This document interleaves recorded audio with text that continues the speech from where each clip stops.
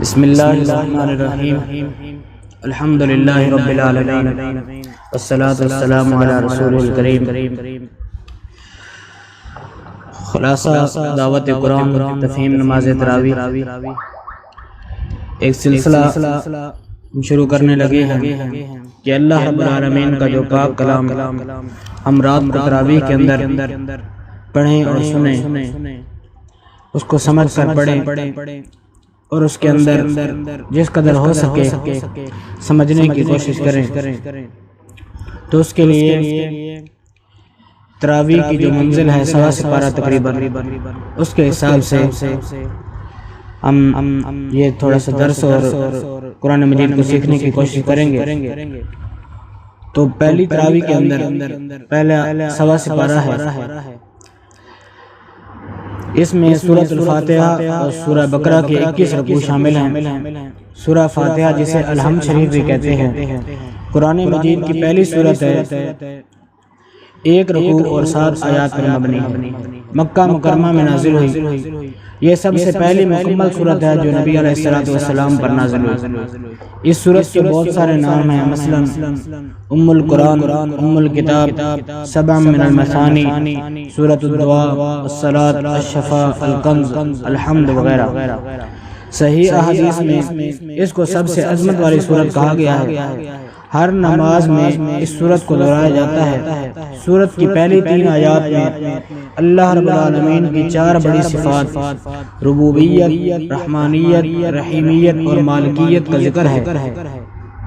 چوتھی آیت میں بتایا گیا ہے کہ عبادت کے لائق صرف اللہ رب العالمین کی ذات ہی ہے، اس کے علاوہ کوئی عبادت کے لائق نہیں، اور اسی سے ہر قسم کی مدد مانگی جا سکتی ہے۔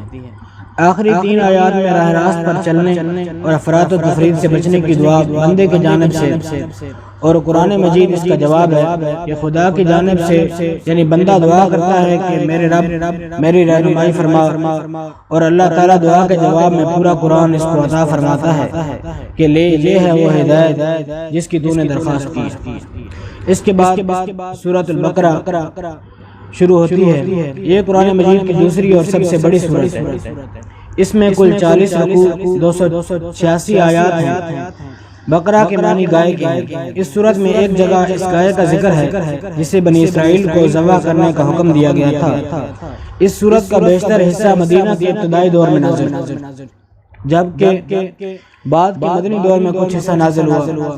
اس سورت کا جو شان نزول بیان کیا جاتا ہے، اس سے ظاہر ہوتا ہے کہ یہ سورت یہودیوں کی عملی اور عیسائیوں کی علمی غلطیوں کی اصلاح کے لیے نازل ہوئی، اگرچہ اس میں خطاب مشرکین عرب سے بھی ہے جن کے لیے اسلام کی آواز نئی اور غیر مانوس تھی۔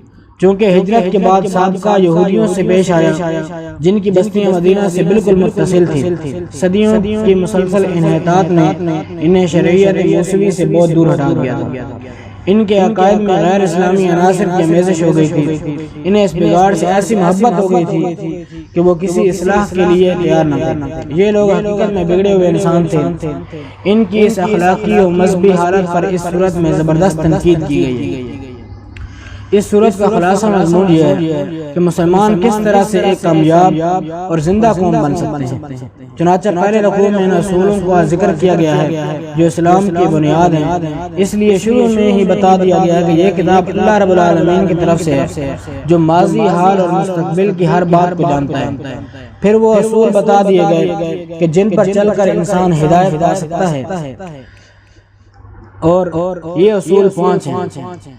3 عقائد کے رنگ میں، یعنی ایمان بالغیب، وحی من جانب اللہ پر ایمان، اور آخرت کی جزا و سزا پر ایمان، اور 2 عمل کے رنگ میں، حقوق اللہ اور حقوق العباد۔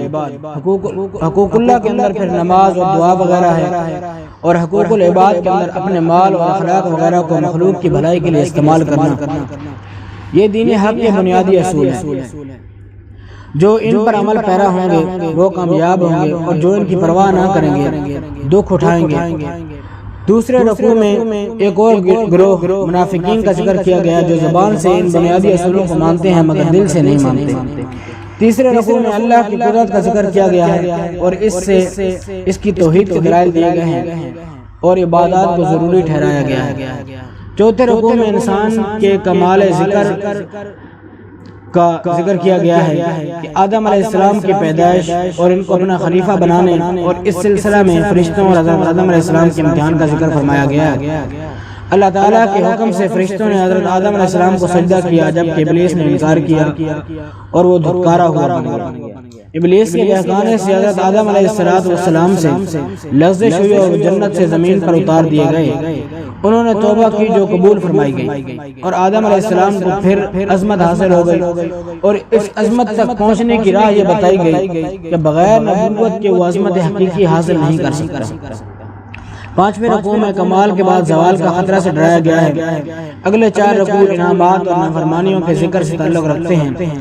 10ویں رکوع میں بنی اسرائیل کے میثاق اور ان کی خلاف ورزی کا ذکر کر کے مسلمانوں کو سمجھایا گیا کہ وہ ایسی غلطی نہ کریں۔ اس ضمن میں حضرت موسیٰ علیہ السلام کا ذکر ہے کہ وہ کوہ طور پر تو ان کی عدم موجودگی میں ان کی قوم نے بچڑے کو اپنا معبود بنا لیا، پھر بھی اللہ رب العالمین نے انہیں معاف کر دیا اور ان کو من و سلویٰ کی غذا عطا فرمائی، اور ان کے 12 قبیلوں کے لیے 12 چشمے پانی کے معجزات عطا فرمائے۔ لیکن حضرت موسیٰ علیہ السلام کی قوم یعنی بنی یہود نہایت ناشکر اور منافق ثابت ہوئے، نتیجہ عذاب میں گرفتار ہوئے۔ 11ویں رکوع میں بنی اسرائیل کے ان اعتراضات کا ذکر ہے جو انہوں نے اسلام پر کی، اور ان کا جواب دیا گیا کہ بنی اسرائیل میں سے یہ رسول صلی اللہ علیہ وسلم کیوں نہیں آئے۔ 12ویں رکوع میں ان کی عداوت بڑھ جانے کا ذکر ہے۔ 13ویں رکوع سابقہ شریعتوں کے منسوخ کرنے اور ان سے بہتر شریعت محمد مصطفیٰ صلی اللہ علیہ وسلم کو دیے جانے کا ذکر ہے۔ نیز بتایا گیا کہ نجات صرف اللہ تعالیٰ کی کامل فرمانبرداری اور مخلوق کے ساتھ احسان کرنے سے ملتی ہے۔ 14ویں رکوع میں بتایا گیا ہے کہ پھر بھی تھوڑی بہت سچائی ہر مذہب کے اندر موجود ہے، مگر اسلام کامل صداقتوں کا مجموعہ ہے۔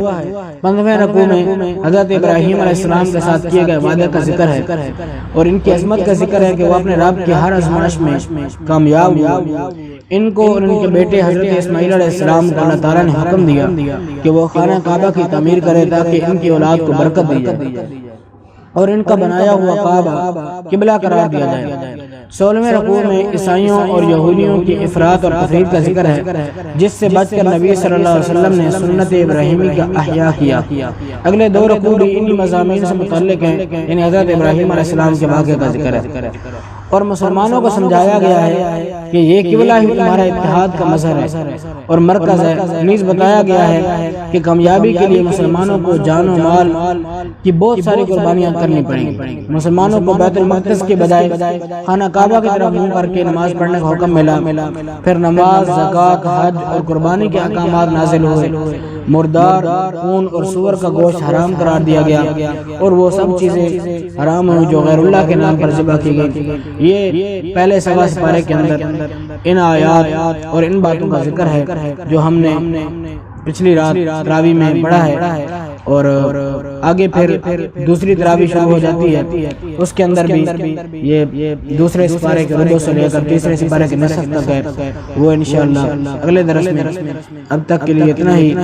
اللہ رب العالمین سے دعا ہے کہ عمل کرنے کی توفیق